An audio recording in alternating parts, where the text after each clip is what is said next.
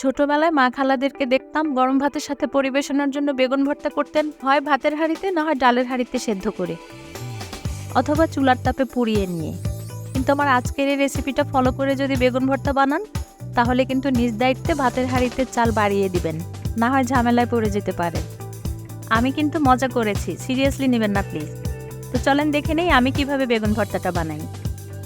তো বেগুন ভর্তা করার জন্য তো অবশ্যই আমাদের বেগুন লাগবে। আমি এখানে দুটো একটু কচি বেগুন নিয়ে নিয়েছি এবং সেগুলোকে এভাবে স্লাইস করে কেটে নিয়েছি। আমি বেগুনগুলো কেটে ধুয়ে নেওয়ার পরে একটি টিস্যুর সাহায্যে মুছে বেগুনের পানিগুলোকে শুকিয়ে নিয়েছি।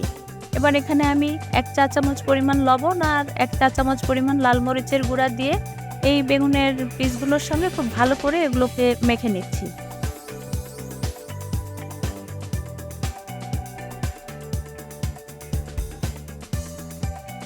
দেখুন, সবগুলো বেগুনের টুকরার সঙ্গে লবণ আর মরিচের গুঁড়া মিশিয়ে নেওয়ার পর এক সাইডে রেখে দিয়েছি। এবার আমি চুলায় একটি প্যান বসিয়ে এখানে বেশ কিছুটা পরিমাণ সরিষার তেল দিয়ে নিয়েছি। চেষ্টা করবেন অবশ্যই এক্ষেত্রে সরিষার তেলটা ব্যবহার করতে। তো আমি সম্পূর্ণ প্যানের মধ্যে তেলটা ছড়িয়ে দিয়ে তেলটা একটু গরম হয়ে এলে এখানে পর্যায়ক্রমে এক এক করে এই বেগুনগুলোকে ব্রাউন কালার করে ভেজে তুলে নিব।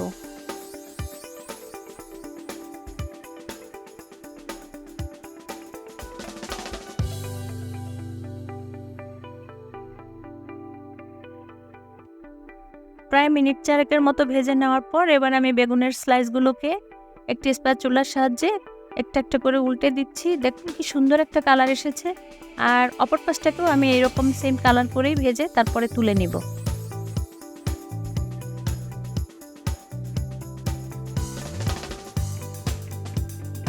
দুইটা পাশই খুব সুন্দর করে ভাজা হয়ে গিয়েছে। এবার আমি একটা একটা করে বেগুনের স্লাইসগুলোকে তেল থেকে ছেঁকে নিয়ে অন্য একটা পাত্রে তুলে নিচ্ছি। প্যানের মধ্যে থেকে যাওয়া এই একই তেলের মধ্যেই আমি বাকি বেগুনের স্লাইসগুলোকেও এইরকম কালার করে ভেজে তারপরে তুলে নিব। একটু দেখুন আমার সবগুলো বেগুন ভেজে তুলে নেওয়া হয়ে গিয়েছে।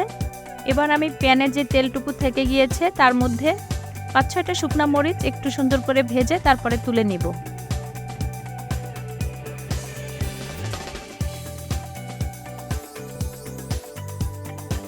এই তো এই মরিচগুলিও ভাজা হয়ে গিয়েছে। এবার আমি এগুলোকেও অন্য একটি পাত্রে তুলে নিচ্ছি। এবার ভর্তাটা করার জন্য আমি প্রথমেই একটি বোল নিয়ে নিয়েছি এবং সেখানে ওই ভেজে নেওয়া মরিচগুলির সঙ্গে 1/2 টিস্পুন পরিমাণ লবণ দিয়ে এই মরিচগুলোকে একটু ভেঙে গুঁড়া করে নিব।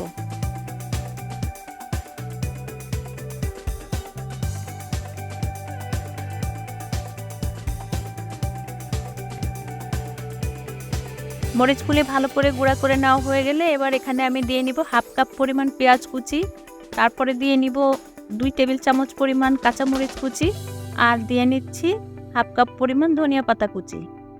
এবার এই সবগুলি উপকরণকে আমি খুব ভালো করে হাতের সাহায্যে চটকে মেখে নিব।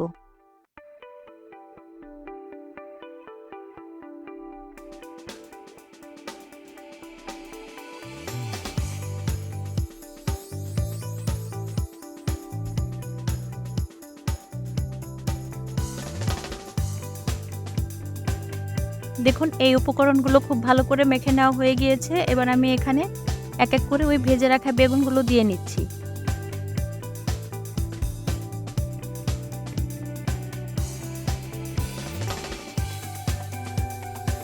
এবারে আগের ওই মেখে নেওয়া উপকরণগুলোর সঙ্গে এই বেগুনগুলোতেও খুব ভালো করে চটকে মেখে নেওয়ার পালা। যেহেতু এখানে ঝাল দেওয়া হয়েছে তাই আপনাদের হাতে হয়তো জ্বালা করতে পারে, তো কেউ সমস্যা মনে করলে অবশ্যই হাতের মধ্যে গ্লাভস পরে নিয়ে তারপরে এই কাজটা করবেন। একটু দেখতেই পাচ্ছেন ভর্তাটা মোটামুটি মেখে নেওয়া হয়ে গিয়েছে। এ পর্যায়ে এখানে আমি আরও কিছুটা পরিমাণ সরিষার তেল দিয়ে নিব।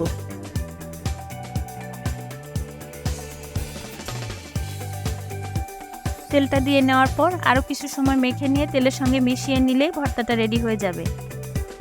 এবং সবশেষে চেক করে দেখবেন লবণের পরিমাণটা ঠিক আছে কিনা। যদি ঠিক না থাকে তাহলে লবণের পরিমাণটা ব্যালেন্স ঠিক রেখে দিয়ে নেবেন। আমার এখানে আমি একটু চেখে দেখেছিলাম লবণ ঠিকঠাক ছিল, সেজন্য আমাকে আর দিতে হয়নি। একটু তৈরি হয়ে গিয়েছে আমার জিভে জল আনা বেগুন ভর্তা। আসলে এটা মাখাতে মাখাতেই জিভে জল চলে আসে। একদম ধোয়া ওড়া গরম ভাতের সাথে এই বেগুন ভর্তা এটার তুলনা কিন্তু অন্য কিছুর সাথেই হয় না।